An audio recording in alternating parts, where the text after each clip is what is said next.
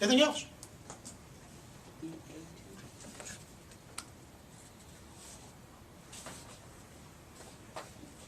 I did enjoy. I knew I could count on you. Go ahead. I was saying I did enjoy WA2. Did you? Even though I found it very challenging, because I had no idea what human capital or social capital was before. Well, let's chat about that just for a second. Yeah. What would you? Oh, I see a hostile look out there. Well, okay, my name is Melody. Thank you, Melody. I do my homework, well, some of it during my lunch hours at work. And I'm one of these people that I have to do my work ahead of time because I just have to. I stress out. You sound like you're apologizing for it. You don't No, need to. I'm like, and so it made it even more stressful for me because I had the same issue. And I was going into the library system, I'm like, where's this information? I work in human resources. After 4 days, lunch hours, and at night, all of a sudden, I had a you moron moment. All it is human resources is what human capital is. So as soon as I changed that word, there was a ton of information. So yeah, that was very stressful. That's called an aha moment. Oh my gosh, it was more than that, but Well, yeah. if you're from Georgia, we say, damn. Yeah. So But human capital is what you or I can do in terms of productivity. It's the knowledge, skills, and abilities that we bring with us, KSAs. It's also our attitude, our work ethic, our initiative, our motivation. Okay? Each of us individually. Does human capital depreciate? Yes. It can. It can, just like a piece of equipment. If you don't maintain it and look after it, it can depreciate. And that means you and I have to take care of ourselves as human capital. One way we do that, for example, how long does it take for your skills, knowledge, to become somewhat obsolete? 6 months. When you talk about technology. As soon as some new technology comes out. Yeah, if we said, for example, we got a person who makes $30,000 a year, and their basic book of skills and knowledge probably has a 6-year life before there's new stuff out replacing it, then we would say that their skills base is depreciating to the tune of $5,000 a year on average. And so that person, theoretically, needs to be reinvesting in themselves to the tune of $5,000 a year to keep their skills upgraded. Now, how do you do that? How do you and I invest in ourselves to keep ourselves current, technologically current, but also general knowledge current? Training, any kind of training the boss will give or not, ask for it. Additional coursework at any university or college. All kinds of programs on the internet. If you're interested, one of the things I'd like to know about is finance. Well, go to Yahoo Finance, and they got just tutorial after tutorial. You can learn that way. How many books a year do you read that don't have pictures in them? 2 books a year makes you reading twice as much as the average manager in America. Okay? And there's a variety of good books out there. We'll put together kind of a reading list here and suggest some of those. So human capital depreciates, 1, because we neglect ourselves, and 2, because managers neglect their employees, because they fail to take into account the need for some of this training. Okay? We could go into a lot of depth about that, but depreciation does occur if you're not careful. What about social capital?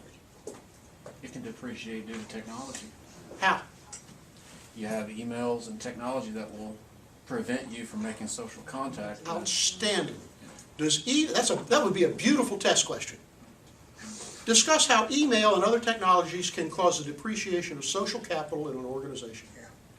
Do emails foster the interconnectedness and shared values and communication between people? No, it makes people have fights. Because you can't see the expression, you can't hear the tone of voice, and you think, well, that bitch. That's not what they meant. Good example. It's huge. We learned that big time at work. Some, going on because of that. So, what else? Ben, are you stretching, or you've been? I'm kind of almost have my hand up. Okay.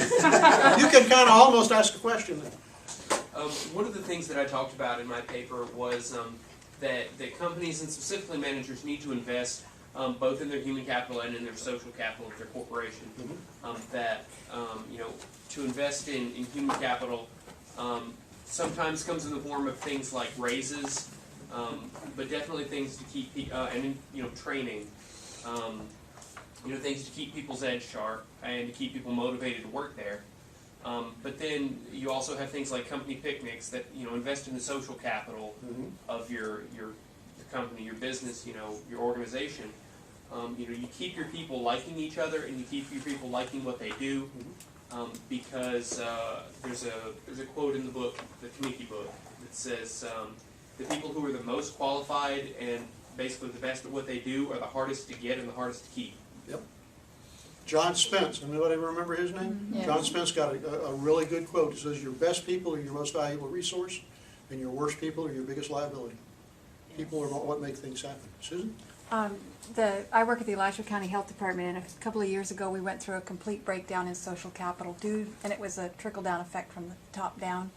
And we had an administrator that played favorites, that allowed people to circumnavigate the chain of command.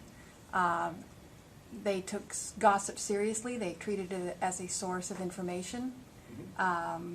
They misused competition amongst us. They pitted us against each other.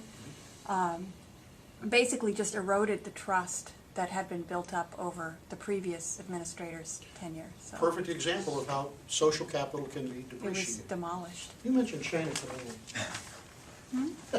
What's the matter, Jim? What does chain of command mean? It means Hierarchy. the hierarchy of supervision. The hierarchy of authority. Right. Okay? If you, and the best way to usually get a handle on that is to look at the organizational chart for any organization.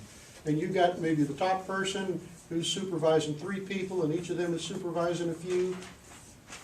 And the rule is you can go to your supervisor with a problem. If they don't satisfy it, then and only then can you go around them to the person above them. If you are here and you report to this person, you better keep that person informed of what's going on. You better try and develop a sense of trust. If that trust is destroyed, you're jeopardizing your career, and you got to, what's the first thing you do when you get the first job? Start looking for your next one. Literally. You maintain your networks and you be ready to go find another job. But what happens if this person, A, who reports to B, is unhappy with B and instead reports over or goes over and chats with his boss up at position C? We call that jumping the chain of command. Okay? Even if you're right, even if this guy's a jerk, what's happened? You got zero relationship, in fact, negative relationship left here. And he's still your boss. And he's Or still she. your boss, or she, as the case may be. But I want to turn that around a little different way. Part of the point is that if there's a problem between A and B, that you can go to C and say, hey, there's a problem here. You don't do that until you have no other choice. And you better it's a good idea to take B with you. If you can get him to go, Right. good luck. Documented at the I very want you to look at this. You're down here. And you got these 2 people working for you, supervising those 2 people, right? So effectively, these folks all work for you. You got that so far? Right. This guy, who we already know is a jerk, right? He comes over and starts getting in their world, No, telling no. them what to do, Clear it with the supervisor. demeaning them, What do you do? I'm gonna march over to B and talk to him. I'm gonna march If you to don't C. remember anything else, remember this. One of your most important jobs is to take care of your people. You protect your people. Somebody comes into your area and starts telling them what to do. Personally, I want to go rip his throat out. And I will personally, and this is personal, I won't hesitate to confront him right there in front of everybody and say, get the hell out of my area. This is not your area, this is not your people. Get out now. And if you don't want to get out, I'll go ahead and call security. And if he wants to make a fluff of it out of that, I still got my next job ready. Protect your people. Another quick thing about this whole idea of the chain of command, if you look at an organizational chart, the higher, the more levels there are in the chain of command communicates something about an organization as compared to those org charts that are flat. The ones that are flat basically says we work more as a team, whereas the other one is more about authority and who's in authority and those kinds of things. So really, look at the organizational chart that he was talking about can tell you a whole bunch about an organization that you're getting ready to go to work for, or that you might be considering going to work for. Just one of those little things. You hear people say all the time, is learn as much as you can about the organization before you go to the interview and all of those kinds of things. Just a little piece that you might consider. Very true. All right, anything else?